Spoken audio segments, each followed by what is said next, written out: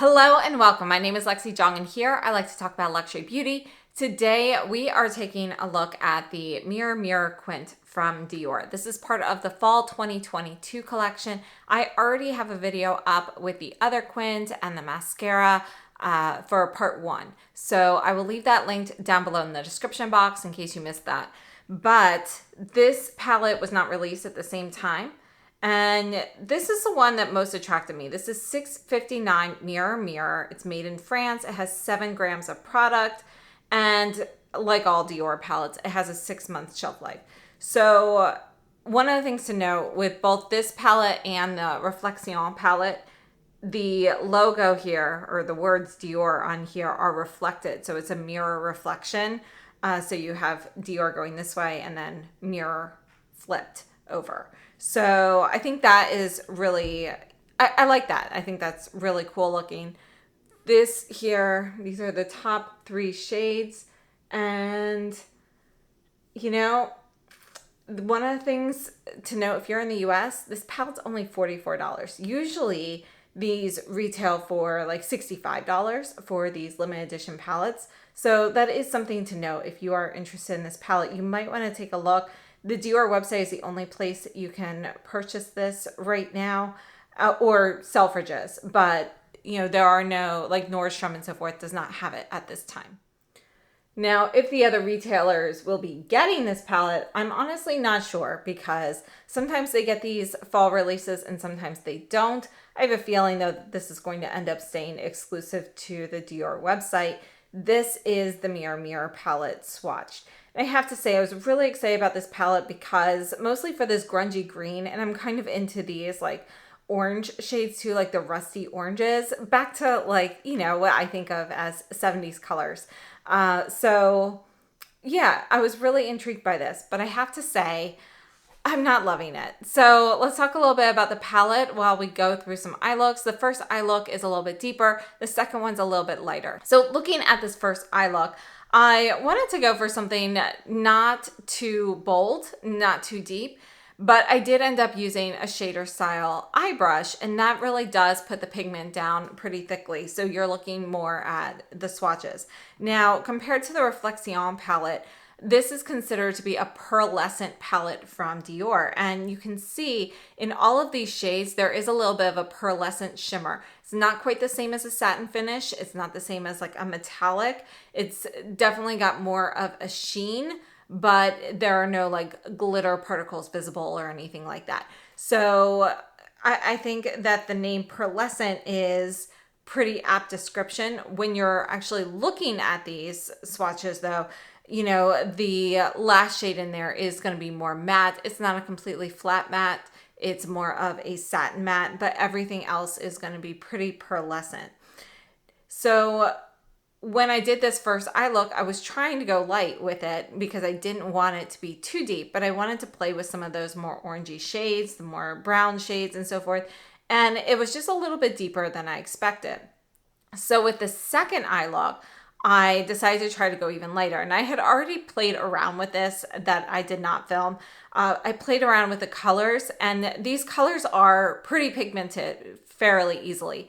So what I decided to do for this second demo here is to use a fluffy brush for the entire look, and that really helps lay down less pigment so you get lighter color. So I did that look featuring the orange and the green because I really wanted to focus on those 2 shades. Those were the reasons that I essentially purchased this palette. I was really intrigued with those colors, and also the middle brown, but I determined I don't love the middle brown.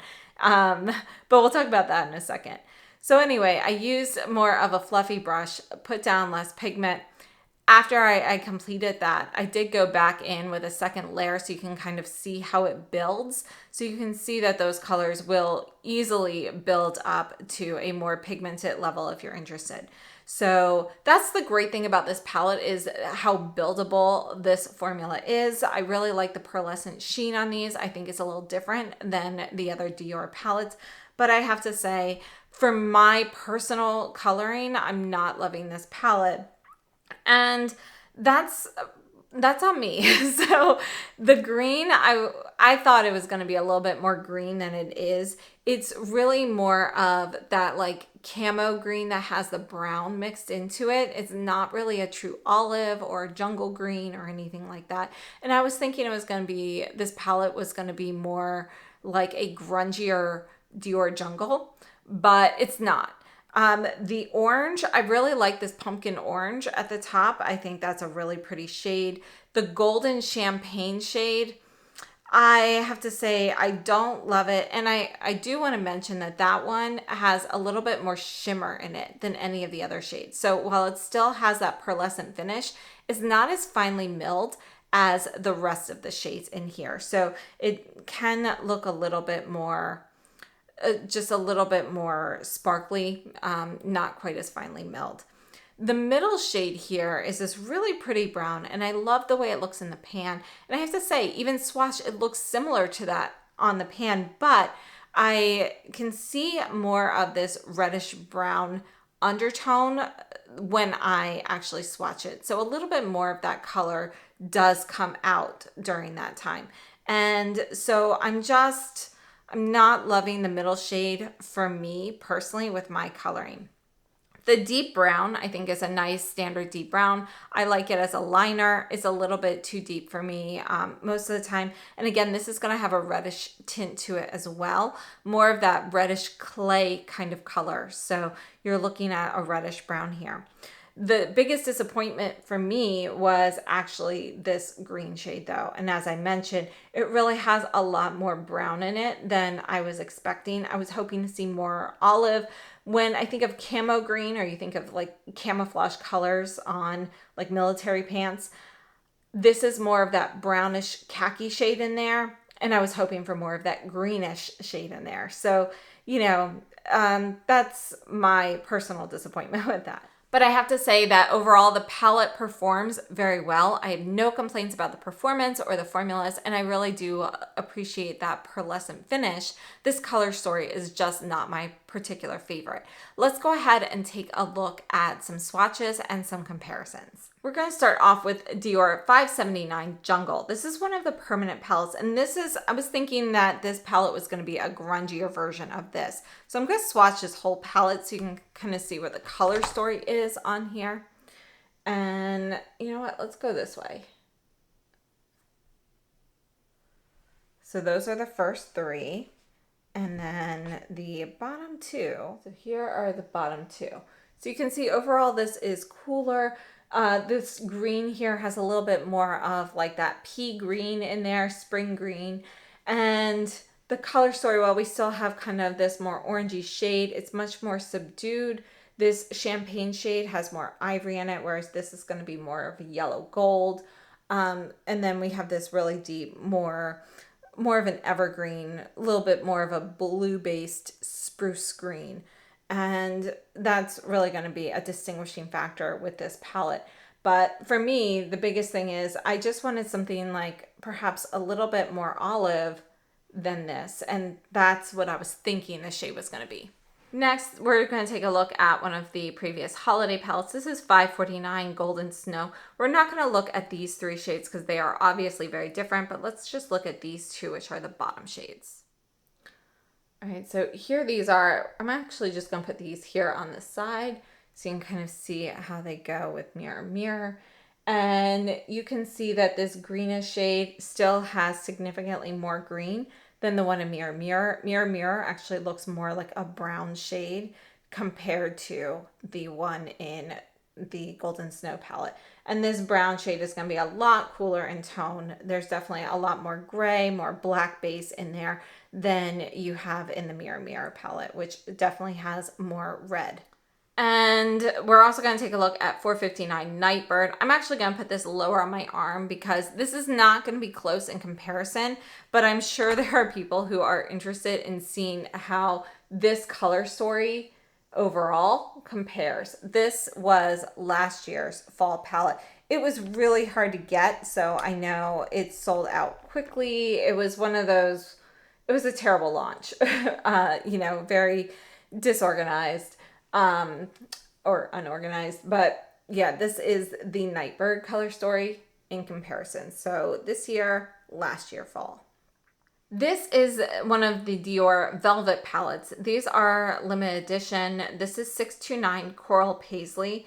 And these are going to definitely be a different formula. They're a velvet matte finish, but some of the colors here, you know, the orangey shades here reminded me of this. So we're going to go ahead, we're going to just swatch these bottom two, which are the most similar.